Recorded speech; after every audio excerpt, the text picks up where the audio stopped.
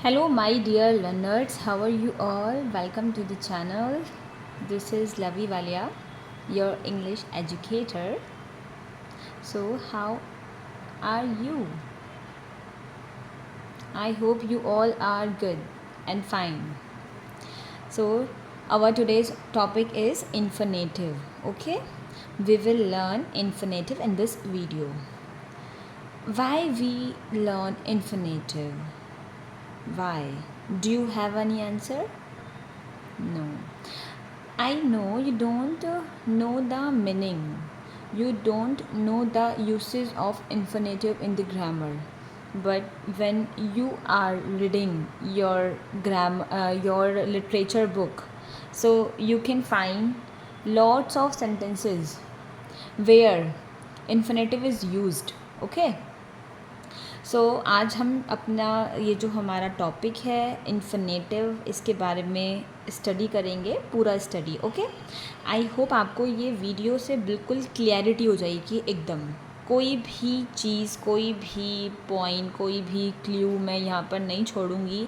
कोई भी डाउट आपको यहाँ पर नहीं रहेगा. ओके, लेकिन बस आप लोग इस वीडियो को शेयर नहीं करते हैं, लाइक भी नहीं करते हैं, पता नहीं क्यों. चलो कोई बात नहीं, it's okay.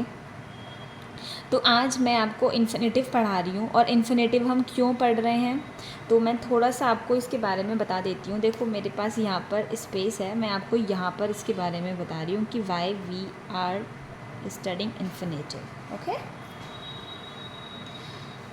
We have two simple sentences. सिंपल sentence one simple sentence two. ठीक है, how many sentences we have? Yeah, we have two simple sentences. First is simple sentence one, second is simple sentence two. Now we have to combine these two sentences into one sentence is called simple sentence. मतलब यहाँ पर जो ये दो sentences हैं, इन दोनों sentence को मिलाकर मेरे को एक सिंपल सेंटेंस बनाना है. ठीक है, इन दोनों सेंटेंसेस को कंबाइन करके with the help of infinitive, infinitive की हेल्प से मेरे को क्या बनाना है, एक सिंपल सेंटेंस बनाना है. Okay, now clear. ठीक है, अब आप बोलेंगे कि मैम हमें इन्फिनेटिव नहीं पता है, हमें नहीं पता कि ये कैसे बनेगा. तो उसके लिए आपको बिल्कुल भी वरीड होने की ज़रूरत नहीं है. ठीक, यहाँ पर मैं आपकी सिस्टर, आपकी टीचर, कुछ भी आप मेरे को समझ सकते हैं. ठीक है, मैं आपको यहाँ पे पूरा पढ़ाऊँगी प्रॉपर एकदम. So let's start the video now. Infinitive, infinitive क्या होता है? मैंने इसकी डेफिनेशन लिखी है, अपनी लैंग्वेज में लिखी है, आपको कहीं नहीं मिलेगी ऐसी है. इसका मीनिंग समझना है आपको बहुत डेप्थ में. Infinitive, an infinitive is a verb. एक ये वर्ब होती है विच फंक्शंस, जिसका जो फंक्शन है, कार्य है, एज ए नाउन, एडजेक्टिव और एडवर्ब. इसका जो फंक्शन होता है वो वर्ब का फंक्शन नहीं होता. इसका फंक्शन कैसा होता है? या तो वो नाउन का होता है, या एडजेक्टिव का होता है, या फिर एडवर्ब का होता है. ठीक है, it takes the form of 2+V1. ये जो इन्फिनेटिव होता है इसका मीनिंग ही ये है 2+V1. अब जब भी आप कोई भी टेक्स्ट को रीड करें अपनी बुक से, आप वहाँ पे फाइंड करना कि पूरे एक सेंटेंस में जहाँ पे आपको टू, उसके बाद वर्ब की फर्स्ट फॉर्म मिल जाए, वो जो पूरा ये जो है ना, इतना पूरा पोर्शन, इसी को हम इन्फिनेटिव बोलते हैं. इन्फिनेटिव कुछ और नहीं है. इन्फिनेटिव सिर्फ 2+ वर्ब की फर्स्ट फॉर्म है. मतलब क्या, वर्ब की फर्स्ट फॉर्म में आप उससे पहले आपने टू को ऐड करना है. ठीक है, इतनी बातें क्लियर हो गई. ओके, एन इन्फिनेटिव एक्सप्रेसेस, ये एक्सप्रेस कर रहा है, ये आपको बता रहा है एन एक्शन और स्टेट ऑफ बीइंग, कुछ होने का एक्शन बता रहा है ये आपको. ठीक, जैसे मेरे पास देखो वर्ब लिखी हुई है वॉक. वॉक का मीनिंग होता है चलना. तो मैंने इससे पहले क्या लगाया, टू, तो ये मेरा क्या बन जाएगा, इन्फिनेटिव. नेक्स्ट में लिखा है गो। गो मेरी वर्ब होती है, इसका मीनिंग होता है जाना। इससे पहले मैंने लगाया टू, ये मेरा बन गया इन्फिनेटिव। नेक्स्ट है मेरे पास ईट। ईट एक वर्ब है और ये वर्ब की सारी फर्स्ट फॉर्म ही होती हैं, प्रेजेंट फॉर्म होंगी, प्रेजेंट पार्टिसिपल फॉर्म, ठीक है। तो ये मेरा जो ईट है, इससे पहले मैंने टू को ऐड किया है, तो ये मेरा क्या बन जाता है, ये मेरा इन्फिनेटिव बन जाता है। ऐसे ही मीट है फर्स्ट फॉर्म और इससे पहले टू ऐड किया, तो ये मेरा क्या बन गया, इन्फिनेटिव बन गया। आई थिंक आपको क्लियर हो गया कि मैम इन्फिनेटिव का मीनिंग होता है टू प्लस वर्ब की फर्स्ट फॉर्म, ठीक है। सिंपलेस्ट बता दिया मैंने आपको एकदम। नेक्स्ट है, अब इसकी कुछ कंडीशंस होती हैं सेंटेंसेस को बनाने की, कंडीशंस, कुछ शर्तें हैं। जैसे आप जब कुछ खाते हैं तो आपके सामने शर्तें लागू होती हैं कि आपको वो खाना कंप्लीट ख़त्म करना है, पूरा बचना नहीं चाहिए आपकी प्लेट में। ऐसे ही सिंपल सेंटेंस को बनाने में जब हम यूज़ करते हैं इन्फिनेटिव का, तो हमारे पास कुछ कंडीशंस होती हैं। तो उन कंडीशंस को देख लेते हैं एक बार, क्या क्या कंडीशंस हैं। फर्स्ट है, both simple sentences has same subject. ये जो दोनों सिंपल सेंटेंस है ना, तो जो इनका सब्जेक्ट होगा, इनका जो सब्जेक्ट होगा, जो वर्ब से पहले लगा होता है सब्जेक्ट, और इधर भी जो इनका सब्जेक्ट होगा, ये जो मैं कॉलम बना रही हूँ सब्जेक्ट है इस प्लेस पे, ये दोनों क्या होने चाहिए, सेम होना चाहिए, ठीक है। डिफरेंट फाइनाइट वर्ब्स, इनके बाद में जो वर्ब लगी होगी वो क्या होगी, वो हमारी डिफरेंट होगी, अलग अलग होगी। वर्ब हमारी डिफरेंट होनी चाहिए, अलग अलग होनी चाहिए। इसमें एक सेंटेंस में पर्पस शो हो सकता है, रिजल्ट शो हो सकता है, कोई रीज़न शो हो सकता है, ठीक है। आपको ध्यान रखना है किसी भी सेंटेंस में पर्पस, रिजल्ट और रीज़न शो हो सकता है। नाउ इज़ क्लियर, मेरे को लग रहा है कि आपको क्लियर हो रहा होगा। एक सेंटेंस आपके सामने मैं प्रेजेंट करती हूँ। Sheela came to my house. Sheela came to my house. Normal एक बात आपको बताई गई है कि जो शीला है, एक लड़की है, वो मेरे घर आई, ठीक है, my house. She wanted to meet me. क्यों आई है वो मेरे घर, उसका मेरे घर आने का कारण क्या है, रीज़न क्या है और पर्पस क्या है, क्या उद्देश्य है उसका मेरे घर आने का। तो जब भी सेंटेंस में आपको वांट दिखाई दे जाए ना, तो आपको समझना है कि जो ये वांट आया है, ये मेरे को पर्पस या रीज़न शो करेगा।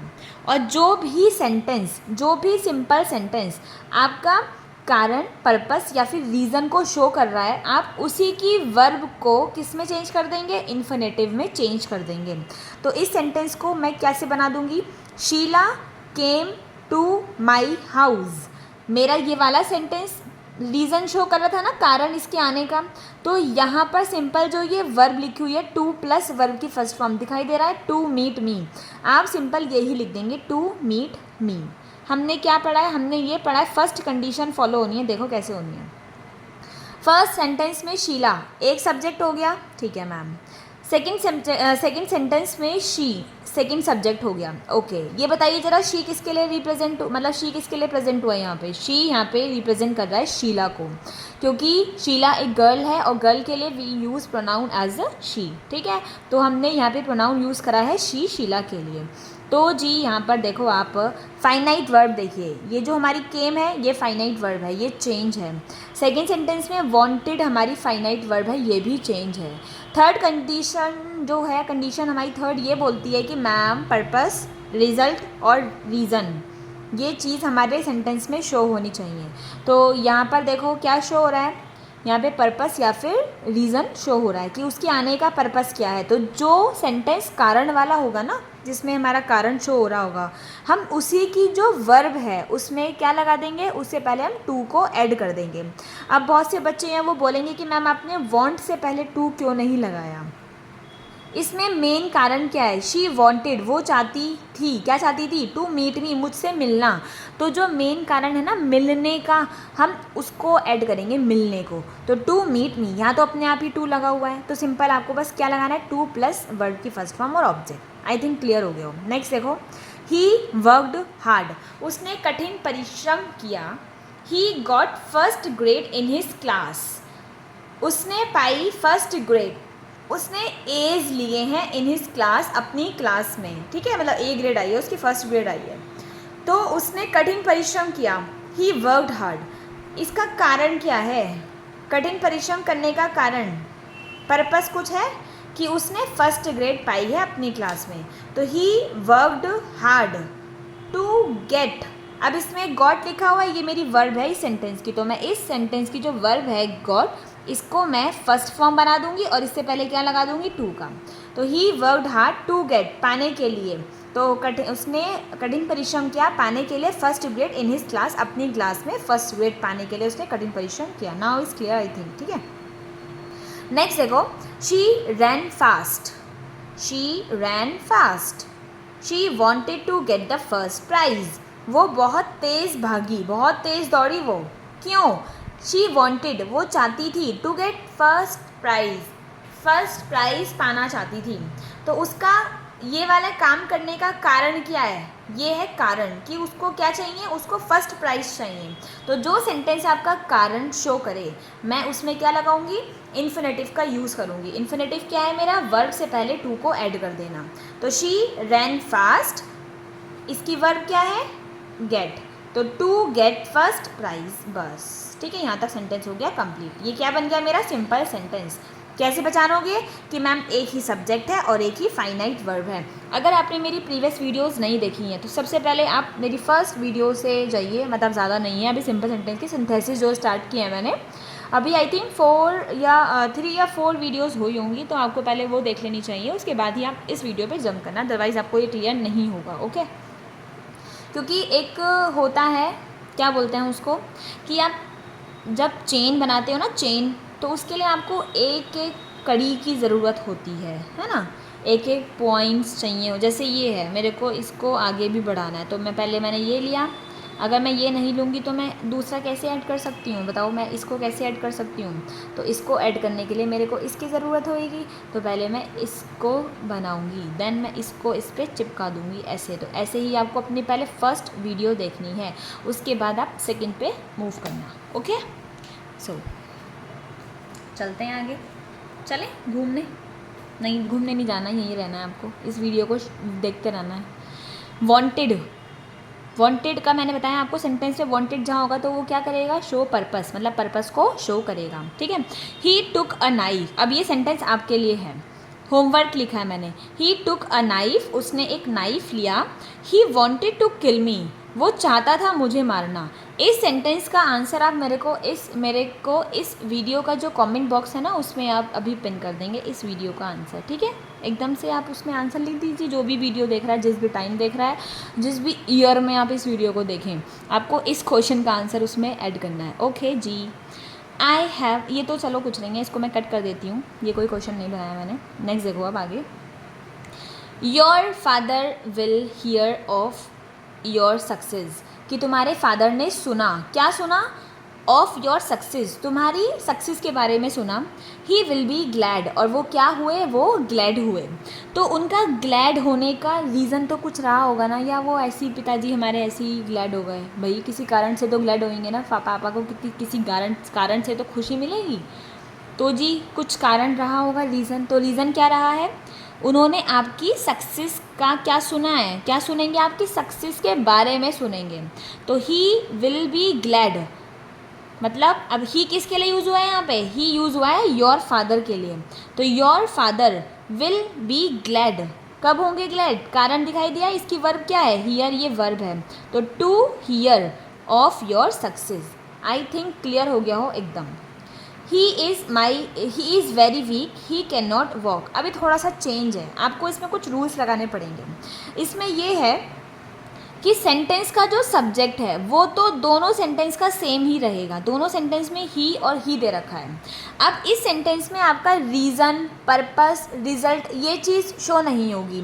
इस सेंटेंस मतलब कोई सा भी एक सेंटेंस लो, उसमें आपका इनएबिलिटी शो होगी, मतलब अक्षमता, जो बोलता है ना कि योग्य नहीं है आप किसी चीज़ के।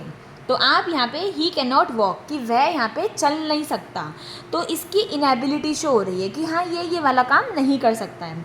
तो मैं कैसे बना दूँगी इसको, देखो, if second sentence shows the inability, अगर सेकेंड सेंटेंस शो कर रहा है आपकी इनएबिलिटी को, आप तब कैसे चेंज करेंगे, तो जो ये वेरी है, वेरी वर्ड हो या एक्सट्रीमली हो, आप इन दोनों वर्ड्स को किस में चेंज कर देंगे, इस डबल टू में चेंज कर देंगे, ठीक है। तो आप वेरी के प्लेस पे क्या लगाएंगे, टू का यूज़ करेंगे। देन सेंटेंस को आपको ऐसे ही उतारना है, आगे वर्ब ऐड करनी है, इन्फिनेटिव जो है। तो ही इज़, टू को चेंज करेंगे, सॉरी वेरी को चेंज करेंगे टू में। तो ही इज़ टू वीक, कि वो इतना ज़्यादा कमज़ोर है, टू वॉक कि वो चल नहीं सकता। तो मेरा सेंटेंस का जो सेंस है बेटा, आपको सेंस को चेंज नहीं करना, मीनिंग सेंटेंस का वही आना चाहिए जो दो सेंटेंस अलग अलग में आ रहा है। देखो दोनों सेंटेंस में क्या मीनिंग आ रहा है, ही इज़ वेरी वीक, वो बहुत कमज़ोर है। ही कैन नॉट वॉक कि वो वॉक नहीं कर सकता। मैंने दूसरे सेंटेंस में बोला he is too weak to walk कि वो इतना कमज़ोर है कि वो वॉक नहीं कर सकता। इसका मीनिंग भी यही हो गया। आई थिंक आपको क्लियर हो गया ना। देखो क्लियर हो गया है तो आप इस वीडियो को लाइक कर दो और कमेंट में बोलो यस मैम क्लियर है, डन है। अगर नहीं हुआ तो इस वीडियो को थोड़ा सा पॉज करके थोड़ा सा बैक में जाओ, ठीक है, और फिर जाके दोबारा से इसी लाइन को देखो जो मैंने अभी बोली है, कैसे चेंज करना है, ठीक। नेक्स्ट है यहाँ पे I had no money, I could not give you, sorry I could not give away कि मैं दे नहीं सकती हूँ। तो इसमें एक सेंटेंस में क्या शो कर रहे हैं, इनएबिलिटी को शो कर रहे हैं कि मैं ये दे नहीं सकती। मतलब कैन नॉट या कुड नॉट शो करते हैं वो हमेशा इनएबिलिटी को ही शो किया जाता है जहाँ पे पॉसिबिलिटी ना हो। तो I had no money to give away, ये जो गिव मेरी वर्ब है इससे पहले मैंने क्या ऐड कर दिया, टू को ऐड कर दिया, ये मेरा क्या बन गया, ये मेरा इन्फिनेटिव बन गया है। नेक्स्ट है he has 3 sons, he has to educate them. आपको इसको क्या करना है, होमवर्क में करना है। चलो ये वाला सेंटेंस मैं आपको बता देती हूँ, आप वरना इसमें कन्फ्यूज हो जाएंगे।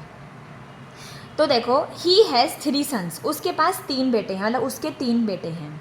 ही हैज़ टू एजुकेट दैम, और उनको मतलब उसको अपने तीनों बेटों को पढ़ाना है। अब आप ज़रा मुझे ये बताइए, पढ़ाएंगे तो किसी के द्वारा ही तो पढ़ाएंगे, ये थोड़ी ना कि अपने आप पढ़ता रहेगा वो बच्चा। पढ़ाएंगे मतलब किसी टीचर के द्वारा पढ़ाएंगे, कहीं स्कूल में एडमिशन दिलवाएंगे तो किसी और के द्वारा काम किया जाएगा। तो जब काम किसी और के द्वारा किया जाए, सब्जेक्ट ना करे उस उस एक्शन को, तो वो मेरा क्या कहलाया जाता है, वो मेरी कौन सी वॉइस होती है, जल्दी से बताओ तो बता रही हूँ, गला दबा दूँगी तुम्हारा वरना, जल्दी बोलो एकदम। वो मेरी कौन सी वॉइस होती है, एक्टिव वॉइस या पैसिव वॉइस, वो मेरी पैसिव वॉइस होती है। तो जब भी सेंटेंस में आपके पास पैसिव वॉइस आए तो आप कैसे बनाएंगे, to plus be plus verb की थर्ड फॉर्म। आप इसका यूज़ करेंगे कब, जब आपके पास पैसिव वॉइस में सेंटेंस दिया हो, ठीक है। देखो उधर कैसे बनेगा ये, तो he has 3 sons, to be, फिर से आज लाइट का हो गया यार, सॉरी, ठीक है कोई बात नहीं, 1 सेकेंड का होता है बस। टू बी एजुकेटेड, ये दैम जो है ना, मर्जी है आपकी, लिखो या मत लिखो। क्यों नहीं लिख समझ सकते आप, मैं क्या बोल रही हूँ, देखो यहाँ पे सन्स लिखा हुआ है तो 3 सन्स के लिए तो दैम आया है वो, तो ध्यान रखना। अब तो कैसे बना है, he has 3 sons to be educated, कि उसके पास 3 बेटे हैं पढ़ाने के लिए। ये जो क्वेश्चन है ये अब आपको क्या करना है, ये आपको होमवर्क में करना है। The farmer is very old, he can not jump properly, कि फार्मर इतना बूढ़े हैं कि वो प्रॉपरली जंप नहीं कर सकते। तो एक सेंटेंस में इनएबिलिटी शो हो रही है, ध्यान रखना। अब आप यहाँ देखो, इधर ध्यान से देखना बहुत अच्छे से। यहाँ लिखा हुआ है the quiz is very difficult, कि जो क्विज़ है वो बहुत ज़्यादा डिफ़िकल्ट है। None can solve it. अब एक सेंटेंस में एक मेरा क्विज़ दे रखा है, दूसरे सेंटेंस में मेरा नन दे रखा है, नो वन। तो आप कहेंगे मैम आपका तो ये कंडीशन यहाँ पर फेल हो गई, आपने तो बोला था कि दोनों सेंटेंसेस में सब्जेक्ट सेम सेम होने चाहिए, लेकिन यहाँ तो सब्जेक्ट सेम है ही नहीं। तो बेटा अब इसमें थोड़ा सा चेंज है। क्या चेंज है मैं आपको बता देती हूँ। अगर आपके पास एक सेंटेंस में द क्विज़ दे रखा है, ज़रूरी नहीं कि सभी सेंटेंस में क्विज़ ही हो, मतलब एक सेंटेंस में ये वाला जो सब्जेक्ट है ये दे रखा हो, दूसरे सेंटेंस का सब्जेक्ट अगर आपका नन हो, नो वन हो, एवरीबडी हो या नोबडी हो, तो आपको इन वाले वर्ड्स को क्या कर देना है, रिमूव कर देना है।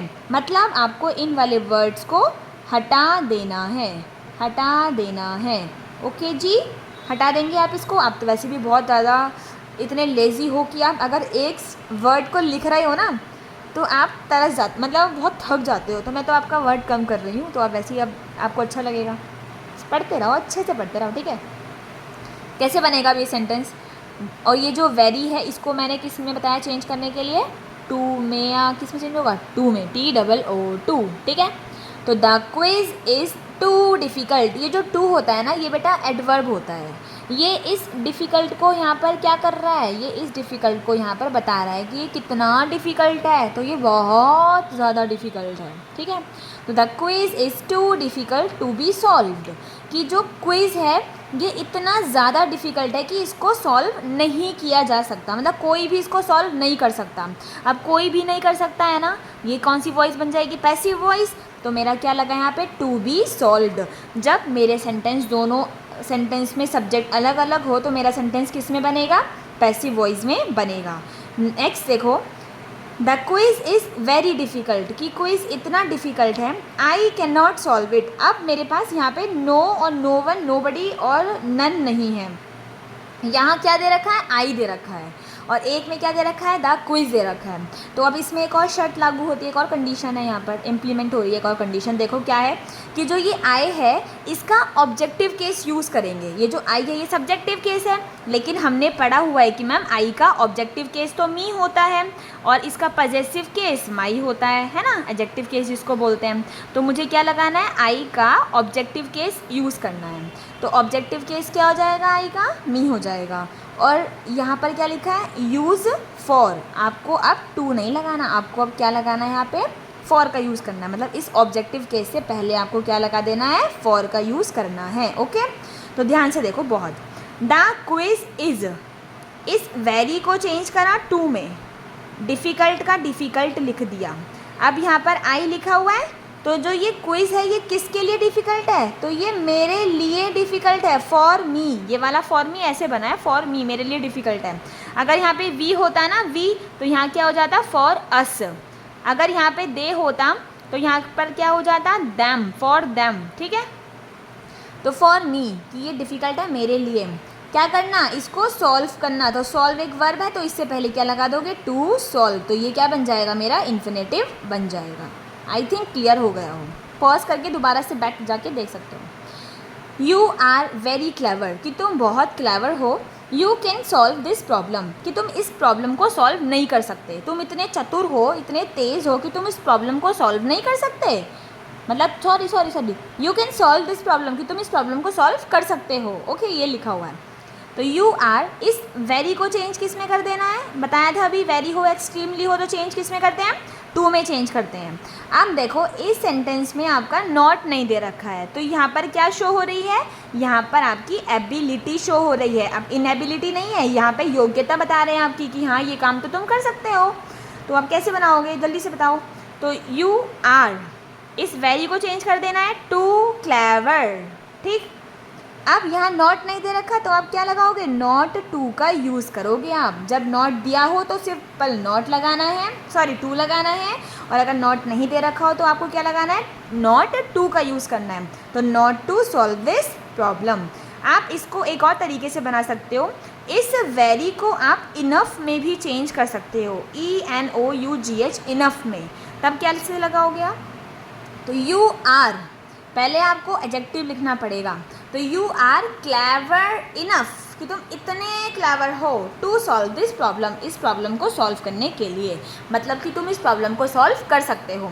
आपने इस वेरी के प्लेस पे क्या लगाया, इनफ का यूज़ कर दिया।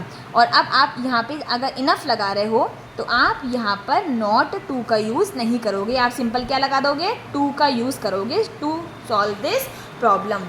अगर आपका क्लेवर मतलब आप टू का यूज़ कर रहे हो तो आपको नॉट टू लगाना है। देखो इधर, अगर आप टू का यूज़ कर रहे हो तो आपको क्या लगाना है, नॉट टू। अगर आप इनफ, ENOUGH, इनफ का यूज़ कर रहे हो तो आपको सिंपल क्या लगाना है, टू। ये ध्यान रखना इस दोनों सेंटेंसेस में, टू है तो नॉट टू और इनफ है तो टू।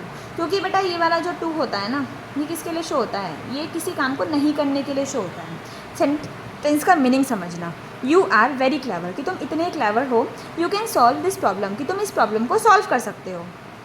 तो यू आर टू क्लेवर, कि तुम इतने क्लेवर नहीं हो, not to solve this problem, कि इस प्रॉब्लम को सॉल्व ना कर सको। तुम इतने क्लेवर नहीं हो कि तुम तुम इतने क्लेवर हो कि तुम इस प्रॉब्लम को सॉल्व नहीं कर सकते हो, तुम इस प्रॉब्लम को सॉल्व कर सकते हो। तो मीनिंग मेरा वो ही जा रहा है, ये नेगेटिव सेंस देता है, अपना ध्यान रखना। तो मैंने यहाँ पे जब इनफ लगाया तो you are clever enough to solve this problem, कि तुम इस प्रॉब्लम को सॉल्व करने के लिए इतने चतुर हो, मतलब इतने क्लेवर हो। आई थिंक आपको ये इन्फिनेटिव की वीडियो बहुत अच्छे से क्लियर हो गई है। अगर नहीं हुई तो प्लीज़ देखो बेटा, मेरे को ना एक बार कमेंट सेक्शन में कमेंट करके बोल दो कि मैम क्लियर नहीं है, तो मैं आपके लिए ना कुछ क्वेश्चंस भी ले आऊँगी प्रैक्टिस के लिए। आप देन अपने क्वेश्चन से प्रैक्टिस करके ना आप इस टॉपिक को और भी अच्छे से स्ट्रॉन्ग बना सकते हो। अब आपके ऊपर है totally, it's totally ups to you, ठीक, कि आप क्या करना चाहते हो, व्हाट यू वांट। इसको अच्छे से समझना चाहते हो या इसको टॉपिक को अच्छे से छोड़ देना चाहते हो। अगर देखो मैंने अपनी साइड से पूरा 101% दिया है, अब आपकी ज़िम्मेदारी है कि आप इसको पहले तो वीडियो को शेयर कर देना, इसको पूरा वॉच कर लेना और मेरे चैनल को सब्सक्राइब भी कर देना। मैं जितनी आपके लिए कर रही हूँ आप उतना प्लीज़ मेरे लिए भी कर सकते हो। तो नाउ अब मैं आपसे वाइंड अप कर रही हूँ अपनी इस सेक्शन को पूरा। और मैं अब आपके लिए कौन सा सेक्शन लेकर आ सकती हूँ। देखो सेक्शन है मेरा बटा हुआ, इन्फिनेटिव हो गया। अब मैं नेक्स्ट सेक्शन होगा मेरा, मतलब सिंपल सेंटेंस की सेक्शंस में है ना, 8 सेक्शंस हैं सिंपल सेंटेंस को बनाने के। तो मैं अब ले सकती हूँ नॉमिनेटिव एब्सोल्यूट। तो मैं कल आपको नॉमिनेटिव एब्सोल्यूट की वीडियो प्रोवाइड करूँगी, आपको वो वीडियो भी वॉच करनी है। तो इसको सीक्वेंस से देखते रहो आप लोग, ठीक है। Bye, tata, see you tomorrow, take care, have a nice day. और आप अपना बहुत बहुत बहुत बहुत बहुत ज़्यादा ध्यान रखें, अच्छे से पढ़ाई करिए, तभी आपके नंबर आएंगे, अदरवाइज़ नंबर नहीं आएंगे। ओके, सो बाय बाय, टाटा, बाय।